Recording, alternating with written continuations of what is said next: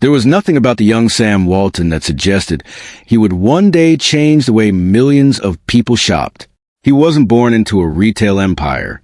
He didn't begin with a revolutionary business plan. And he certainly didn't have the resources of the giants he would eventually challenge. What he had was something much harder to measure, an obsession with finding a better way. As a young man, Sam learned to work hard, so observe people, and pay attention to the smallest details. While others saw a store as a place where products were exchanged for money, Sam began seeing something different. He saw customers. He watched what they bought. He noticed what made them return. And, perhaps most importantly, he noticed what made them choose one store over another. Those lessons would eventually become the foundation of Walmart. But before Walmart became a retail empire, Sam had to learn one of the hardest lessons in business. Success can disappear overnight. He built a successful store. He worked for it. He grew it. And then, just when it seemed like he had finally found his place in retail, circumstances outside his control forced him to walk away from it. For many people, that would have been the end. For Sam Walton, it became a beginning. He started again. And this time, he began looking at retail differently. Instead of asking how to build one successful store, he started asking a much bigger question. What if the same low-price idea could work across hundreds of small towns?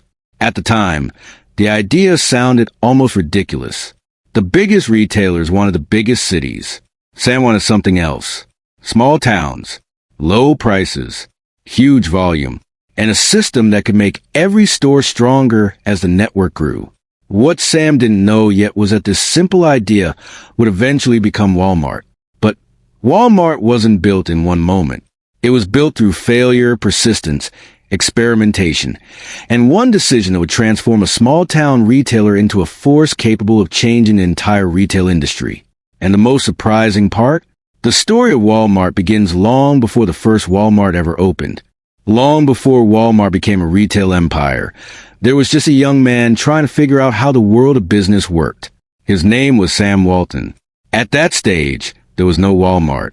No massive network of stores, no global supply chain, no army of employees, just Sam. And what made his story unusual was not that he started with some revolutionary idea. He didn't. He started by watching. He watched customers. He watched competitors. He watched which products moved quickly, which prices attracted people, and what made shoppers choose one store over another. For Sam, retail was becoming less about simply putting products on shelves and more about understanding the people standing in front of them. That lesson would eventually become one of the most important principles behind Walmart. But before Sam could build anything enormous, he had to learn how difficult it was to build something small. His early retail career gave him the opportunity to experiment. He worked inside established retail businesses, learned how stores operated, and gradually became convinced that there was money to be made by doing something differently. His philosophy was beginning to take shape. Sell for less. Move more products. Serve the customer better. It sounds simple. But simple ideas can become incredibly powerful when someone finds a way to scale them. Sam eventually took control of his own store and began testing his ideas in the real world. He worked relentlessly. He looked for cheaper ways to buy merchandise. He experimented with pricing. He pushed for higher sales volume. And instead of treating customers as people who simply walked into a store and bought something, he began treating them as the center of the business. The results were impressive. The store became successful for a young retailer.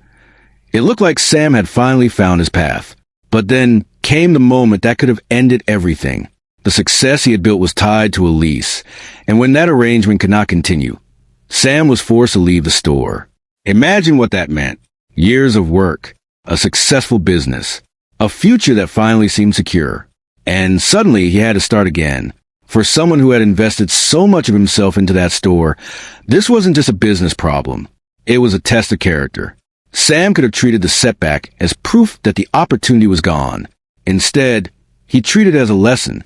And that decision changed the direction of his life. Because when Sam started again, he wasn't simply looking for another store. He was looking for a better model. He partnered with his brother, Bud Walton, and together they continued experimenting with retail. They searched for locations. They studied communities. They opened stores. They learned from what worked, and just as importantly, from what didn't. Slowly, Sam began noticing something that larger retailers were overlooking. The biggest opportunities weren't necessarily in America's biggest cities. They could exist in places that major retailers considered too small. Small towns had customers too. Families needed affordable products. People wanted convenience. And if a retailer could offer lower prices while selling enough volume, the economics could work. Sam saw a possibility. But there was a problem. The established retail industry wasn't convinced. The conventional thinking was simple. If you wanted a huge retail business, you went where the population was huge. Sam wanted to go in the opposite direction. Small towns. And that meant taking a risk that could easily have failed. But Sam had already learned something that many successful businessmen never learn until much later. A setback doesn't always mean the idea is wrong. Sometimes it means the model needs to change. So he kept moving. He and Bud continued searching for opportunities, building experience, and refining the strategy that would eventually become Walmart. The pieces were beginning to come together. Low prices, high volume, small communities, careful costs, relentless customer focus. But Sam still hadn't built a company that would change retail. He had only built the belief that it was possible. And then came the idea that would turn that belief into a business. A large discount store designed specifically for communities the biggest retailers were willing to ignore. To everyone else, it looked like a risky experiment. To Sam Walton, it looked like an opportunity. And when the established retail world refused to build that idea for him, Sam decided he would build it himself. That decision would lead to the first Walmart. And once those doors opened, Sam Walton would discover that creating a store was one challenge. Creating a retail system that could multiply that store hundreds and eventually thousands of times was something else entirely. The first Walmart was not the beginning of Sam Walton's success. It was the moment when everything he had learned finally came together. By now, Sam had already experienced success, lost it, started again, and spent years studying what made a retail business work. But his biggest idea was still waiting to be tested. What if low prices could become the entire business model? Not occasionally, not as a promotion, but every day. Sam believed that if customers knew they could consistently find lower prices, they would come back more often. And if more customers came back, the store could sell more products. More volume could then help the business negotiate better prices from suppliers. It was a simple equation. Lower prices, more customers, more sales, greater scale, even lower costs. But there was a problem. The idea only worked if Sam could control costs better than everyone else. That meant the store itself wasn't enough. He needed a system. And that is where Walmart began becoming something much bigger than a discount store. Sam and his brother Bud Walton moved forward with a discount store concept and opened the first Walmart in Rogers, Arkansas in 1962. The location mattered. Sam wasn't trying to copy the biggest retailers by opening in America's largest cities.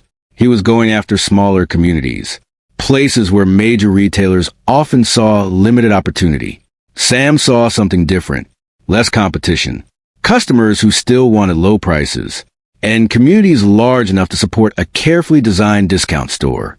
The first Walmart wasn't glamorous. It didn't need to be. The objective was simple. Give ordinary customers more for their money. And Sam became almost obsessed with that idea. He watched prices. He watched inventory. He watched competitors. He looked for waste. Every unnecessary cost was a problem, because every unnecessary cost could eventually become a higher price for the customer. This was the beginning of something important. Sam wasn't building Walmart around the idea of selling expensive products at high margins. He was building it around volume. Sell more, move faster, keep prices low, repeat. And as the stores began to multiply, the logic became stronger. One successful store was useful. Several stores were better. But a network of stores could create advantages that one store could never achieve alone. Walmart could buy larger quantities. Larger purchases could improve bargaining power. Better purchasing could support lower prices. Lower prices could attract more customers. And more customers could generate even greater volume. The business was beginning to create its own momentum. But scale brought a new problem. How do you control hundreds of stores without losing control of the system? This was where Sam's obsession with efficiency became critical. Walmart began investing heavily in distribution and inventory management. Instead of allowing every store to operate completely independently, the company developed systems that connected stores, warehouses, and suppliers. Information became just as important as merchandise. Walmart needed to know what was selling, where it was selling, how quickly it was moving, and when another shipment needed to arrive. This was retail becoming something different. A store was no longer simply a building full of products. It was becoming one small part of a much larger machine. And Sam understood that the machine had to move faster than the competition. Technology eventually became an important part of that strategy. Inventory systems, barcode scanning, and communication networks allowed Walmart to understand its business with a level of speed and precision that traditional retailers struggled to match. But there was something even more powerful happening. Scale was changing the rules. A small retailer had to fight for every dollar. Walmart could increasingly use the size of its network as an advantage. The bigger Walmart became, the more purchasing power it gained. The more purchasing power it gained, the more aggressively it could price. And the more aggressively it priced, the harder it became for smaller competitors to match. This was Walmart's greatest strength, but it was also the beginning of its greatest controversy. Because when a company becomes exceptionally good at selling cheaper than everyone else, someone eventually has to ask, what happens to everyone who cannot compete with those prices? Local retailers began feeling the pressure. Some communities welcomed Walmart because consumers could save money. Others feared what would happen to existing businesses. And as Walmart continued expanding, the debate surrounding the company became bigger. Was Walmart simply giving consumers what they wanted? Or was its enormous scale changing the retail landscape in ways that smaller businesses could not survive? Sam didn't stop. The stores kept expanding, and Walmart's philosophy became increasingly clear. The company wasn't trying to be the most luxurious retailer. It wasn't trying to create the most sophisticated shopping experience. It wanted to become extraordinarily good at one thing, selling everyday products at prices people could afford. That simplicity became incredibly powerful. By the time competitors fully understood what Walmart was building, the company was no longer just another discount retailer. It was becoming a national retail system. But there was another transformation waiting. Sam Walton had built a business around low prices. Now he had to prove that the same philosophy could survive at enormous scale. Because controlling 10 stores was one challenge. Controlling hundreds was another. And eventually, Walmart would need to manage thousands. That would require something Sam could never build with determination alone. It would require technology, logistics, distribution, data, and a supply chain powerful enough to connect the smallest Walmart store to a massive national network. The boy who had once learned retail by watching customers was now building something far beyond a store. He was building a machine. And once that machine started moving, Walmart's growth would become almost impossible to ignore. But the bigger Walmart became, the bigger the question became too. Could the same system that made Walmart extraordinarily successful also create the problems that would eventually threaten its reputation? By now, you might look at Walmart and think you understand the formula. Huge stores, cheap prices, millions of customers. Simple. But let me show you what happened when Sam Walton's little idea became too big to be controlled by one man. Because this is where the Walmart story changes. Sam had spent years teaching his business one simple lesson. The customer comes first. But as Walmart expanded, that philosophy had to survive something far more complicated than a single store. It had to survive scale. And scale changes everything. Imagine the problem. One Walmart store can be managed by a small team. 10 stores are harder. 100 stores require systems. Hundreds of stores require technology, logistics, distribution centers, communication networks, and an extraordinary level of coordination. Sam understood this early. If Walmart was going to keep prices low while expanding across America, the company couldn't simply open more stores. It had to build an infrastructure capable of supporting them. So Walmart began connecting the pieces. Distribution centers moved merchandise closer to stores. Inventory systems helped the company understand what customers were buying. Barcode technology made it easier to track products. Communication systems connected stores with the wider organization, and suppliers increasingly became part of the same economic machine. This was the moment when Walmart stopped looking like a collection of stores. It started looking like a retail system. And that system gave Walmart an extraordinary advantage. The bigger it became, the more efficiently it could operate. The more efficiently it operated, the lower it could push prices. And the lower the prices became, the more customers it could attract. But there was a darker side to this equation. Because when Walmart entered a community, it could change that community's retail economy. Customers often loved the lower prices.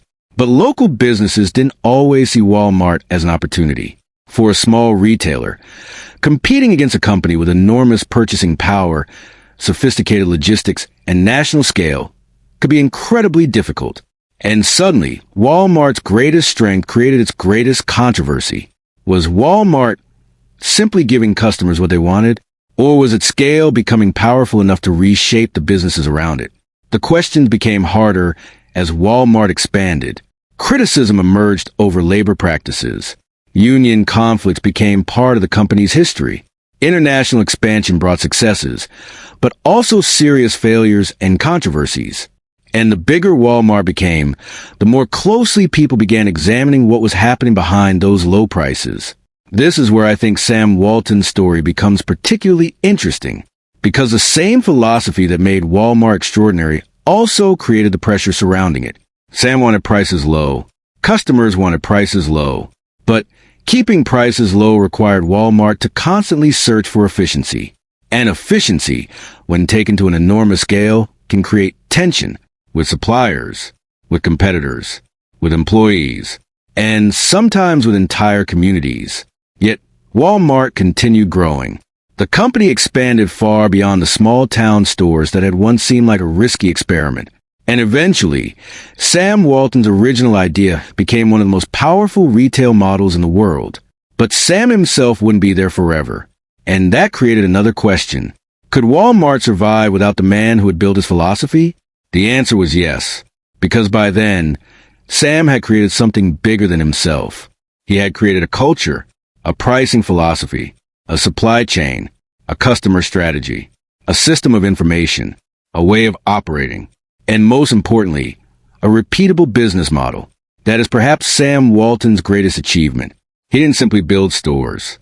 He built a machine that could keep building stores. And that machine continued evolving long after his personal journey ended. Walmart entered a completely different retail battlefield. Amazon changed online shopping.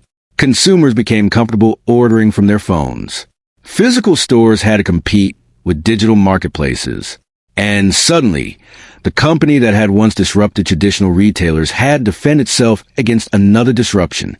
But Walmart had something that many digital competitors didn't have. Physical presence at enormous scale. Stores could become fulfillment centers. Customers could order online and pick up locally. The supply chain could connect digital orders with physical inventory. The old weakness of traditional retail began turning into a potential advantage. Walmart was no longer simply a chain of stores. It was becoming an omni-channel business. And that brings us back to the young Sam Walton, the boy who learned to watch customers, the retailer who lost his first successful store, the businessman who started again, the entrepreneur who believed small towns could become enormous opportunities, the man who built his business around one brutally simple promise: lower prices. He could never have known exactly how far that idea would travel, but the result was extraordinary. A small-town retail experiment became a national force. That national force became a global empire. And the empire became a business system that influenced how consumers shop, how suppliers operate, how competitors compete, and how retailers think about scale. But I don't think the real lesson is that Sam Walton discovered some secret formula for becoming rich. The deeper lesson is that he understood something about business that remains powerful today. If you can solve a customer's problem better, cheaper, and at scale, you don't just build a product. You can change an entire industry. And yet, Walmart's story cannot be called a simple victory.